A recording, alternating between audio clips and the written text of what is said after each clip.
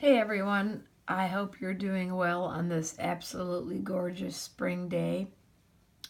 I just wanted to let you know that I have returned all of the 6.8 documents and they will be rewritten next week during rewrite week. So that means for chapter 7, I'm going to try to start returning those ASAP so that you can have them due by April 1st. So this coming week, the 25th to April 1st, we're just using that as a rewrite week for chapter 6 document and chapter 7's document. But I want to just keep some things in the forefront of your thinking, is that some of us had a little bit of trouble with the opening of chapter 6's document, and I just want to remind you that a direct request is not rude. I mean, these people expect it.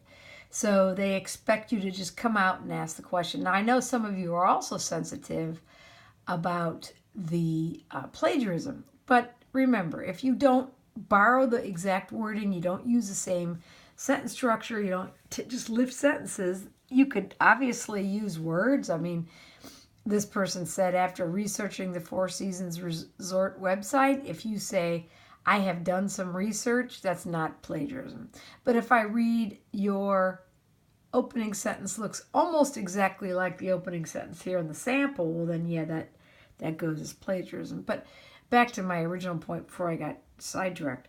We want to make sure that the opening is just direct. That's it. Don't put anything else in that opening. Just the question. And remember, you're just asking because you need to know right away. If they can't accommodate you those dates, you got to look elsewhere. One bit of information on the difference between would and could. So when you ask someone, would you or will you, what you're basically doing is saying, even though you don't feel like it, or you don't have the inclination, or you don't want to do this, would you do it?